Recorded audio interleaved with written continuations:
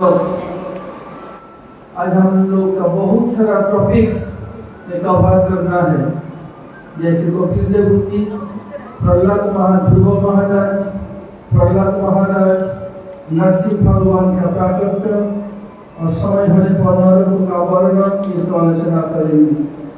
मैं सबसे पहले निताई प्रभु से आग्रह करता हूँ ध्रुव महाराज के चरित्र के संबंध में कुछ प्रकाश डालें। श्री निताई प्रभु। हरे कृष्ण। हरे कृष्ण।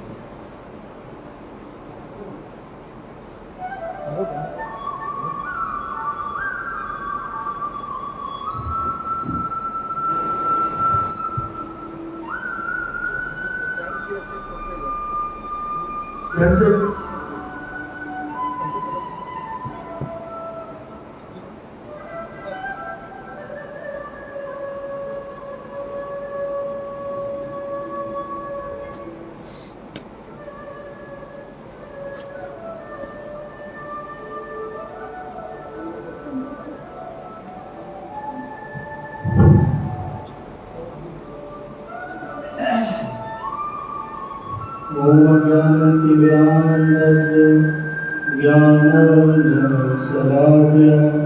चक्षुरुन्मिलितं येन तस्मै श्रीगुरुवे गौरचन्द्राय राधिकाय स्तुताय कृष्णाय कृष्णभक्ताय तद्भक्ताय नमः।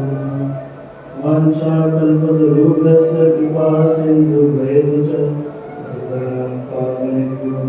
वैष्णवेभ्यो नमो महावदन्याय कृष्ण प्रेमप्रदायते कृष्णाय कृष्ण चैतन्य नामिने नमः। हरे कृष्ण कृष्ण कृष्ण हरे राम राम राम हरे हरे।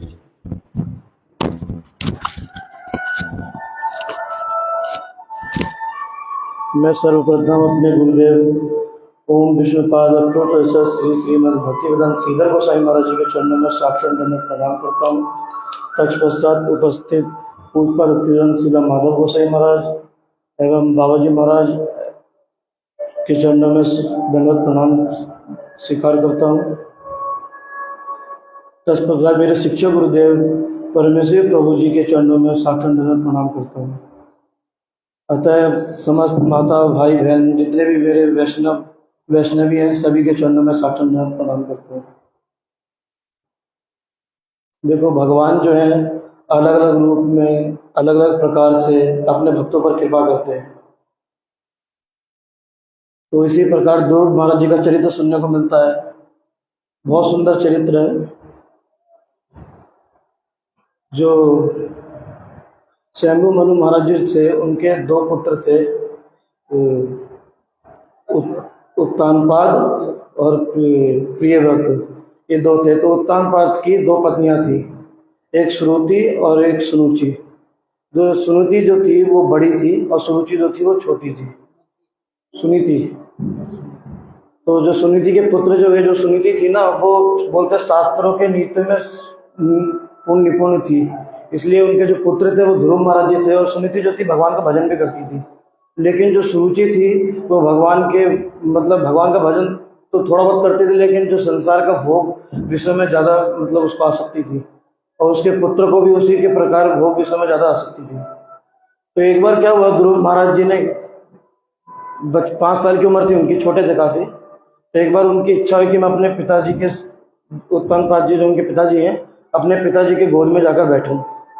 तो जैसे वो अपने पिताजी के पास में गए बैठने के लिए, तो इतने में जो सुरुचि थी उसने देखा कि वो अपने पिताजी के गोद में बैठने जा रहे हैं। तो उसने ध्रुव महाराज जी को बहुत कुवटन अशब्द बोले कि नहीं, तुम नहीं बैठ सकते, तुम्हें पहले मेरे गर्भ से भगवान का भजन करिए, मेरे गर्भ से जन्म लेना पड़ेगा, उसके बाद तुम अपने पिताजी के गोद में बैठ सकते हो या राज सिंहासन पर बैठ सकते हो। तब ध्रुव महाराज ने देखा, ध्रुव महाराज तो 5 साल की उम्र से छोटे थे काफ़ी, तो रोते हुए अपनी माँ के पास चले गए। तो जब वो अपनी माँ के पास में गए तो बहुत जोर जोर से रो रहे हैं। उनकी माँ ने पूछा, पुत्र क्या हुआ? तो उन्होंने बताया कि जो मेरी छोटी माँ है उन्होंने मुझे ऐसे ऐसे आप शब्द बोले कि तुम्हें मेरे गर्भ से जन्म लेना पड़ेगा, तब जाकर तुम अपने पिताजी की गोद पर बैठ सकते हो, कि जाओ तुम पहले भगवान का भजन करो। तो उनकी माँ ने उनको बोला, देखो तुम्हारी जो सौतेली माँ है उन्होंने तुम्हें बहुत अच्छी बात बताई, मैं भी तुम्हें शायद नहीं बता पाती। उन्होंने बताया कि जाकर भगवान का भजन करो, ये कोई बताता नहीं है, उन्होंने बताया, इसके लिए आप उनके आभारी हो कि उन्होंने आपको बताया। उन्होंने क्या किया, ये सुना कि अब मुझे भगवान का भजन करना चाहिए, तो उन्होंने अपनी माँ से पूछा भगवान मिलेंगे कहाँ, बच्चे हैं ना। तो उनकी माँ ने बताया भगवान को तो भगवान की तपस्या भजन करने से तब जाके मिलते। उन्होंने बताया कहाँ मिलेंगे, बोले जंगल में ऋषि मुनि जो तपस्या करते हैं लाखों लाखों वर्ष, तब जाके भगवान के ही दर्शन देते हैं। उनको ये बात पता लगी, बच्चे थे और क्षत्रिय पुत्र थे। तो उन्होंने क्या किया, जब देखा रात में जब माँ सो गई, तो उन्होंने देखा रात में मौका देखते ही वो घर से चले गए जंगल की ओर। जब जंगल की ओर चले गए तो वहाँ पर उनका मिलन जो हुआ नारद जी से हुआ। तो नारद जी ने जब देखा कि उनसे पूछा कि आप यहाँ क्या करना है, इतनी छोटी उम्र है आपकी, जंगल में जंगली जानवर रहते हैं, तुम्हें जो है काट देंगे, कुछ क्षति पहुँचा सकते हैं। तो उन्होंने बताया मैं भगवान का भजन करना है। बोले तुम्हारी भगवान का भजन करने की उम्र नहीं है, तुम जाओ भी खेलो कूदो। लेकिन वो क्षत्रिय पुत्र थे, उन्होंने बोला नहीं, मेरे को भगवान का भजन करना है तो करना है। उन्होंने ये ठान लिया। जब ये बात उनके पिताजी को पता चली कि उत्तनपाद जी को कि पता लगा कि जब मेरे पुत्र जो हैं वो जंगल में जा चुके हैं, तब उन्होंने अपने सैनिकों से बोला कि जाओ उनको बोलो कि वो वापस आ जाए, मैं उनको आजा राज्य उनको दे दूंगा। तो ये इनकी उम्र तो कम थी लेकिन इनके पास दिमाग अच्छा था, क्योंकि बहुत वैष्णव, बड़े वैष्णव है। ध्रुव महाराज जो है ना साधारण नहीं है। जब इनके पास खबर पहुंचे कि मेरे पिताजी बोल रहे हैं मैं तुमको आधा राज्य दे दूंगा, तो उन्होंने मन ही मन में सोचा अभी तो मैं भगवान का भजन करने गया भी नहीं हूँ, तो मुझे आधा राज्य मिल रहा है, जब मैं भगवान का पूरा भजन कर लूँगा तो मुझे क्या नहीं मिलेगा। वो भगवान का भजन करने चले गए। तो बाद में फिर नारद जी जब इधर आए इनके पिताजी के पास में, उन्होंने पूछा कि क्या हुआ। तो उनके पिताजी से पूछा क्या हुआ, तो उनके पिताजी ने बताया कि मेरे जो पुत्र थे सुरुचि ने उनको ऐसा ऐसा बताया। आप शब्द बोले वो जंगल में चले गए भजन करने, छोटी सी उम्र है। उनको भी दुख हुआ कि मेरा छोटा सा पुत्र है, वो जंगल में जा रहा है, कोई क्षति ना पहुंचा दे उसको। तब भगवान नारद जी उनके पास में गए। तो जब इनके ध्रुव महाराज के पास पहुंचे तो उनको 12 अक्षर का मंत्र दिया, बोले कि तुम इसको करो, इससे तुम्हें भगवान दर्शन देंगे। जब उन्होंने 12 अक्षर का मंत्र ले लिया, चले गए। अब ध्रुव टीला है हमारे मथुरा में, वहाँ पर उन्होंने भगवान का भजन किया, गए स्नान वगैरह करते थे। तो बताया पहले महीने उन्होंने क्या किया, 3 दिन में 1 दिन प्रसाद पाते थे, फल पाते थे बस। फिर धीरे धीरे देखो भगवान का भजन करना है ना, तो धीरे धीरे कुछ चीज़ें करना पड़ता है, छोड़ना पड़ता है। तो भगवान का भजन करने के लिए जा रहे थे तो उन्होंने 1 महीने तक 3 दिन में 1 बार फल पाते थे। धीरे धीरे जब दूसरा महीना आया तो वो 3 दिन की जगह 6 महीने में एक दिन फल पाते थे। धीरे धीरे और समय बढ़ता गया, उन्होंने 6 दिन की जगह 12 दिन कर दिए। 12 दिन में बस 1 बार फल पाते थे। जब 5वां महीना को कष्ट हो रहा है, तब भगवान ध्रुव महाराज को दर्शन दिया। जब ध्रुव महाराज को दर्शन दिया तो उनको बोला कि बताओ तुमको क्या चाहिए।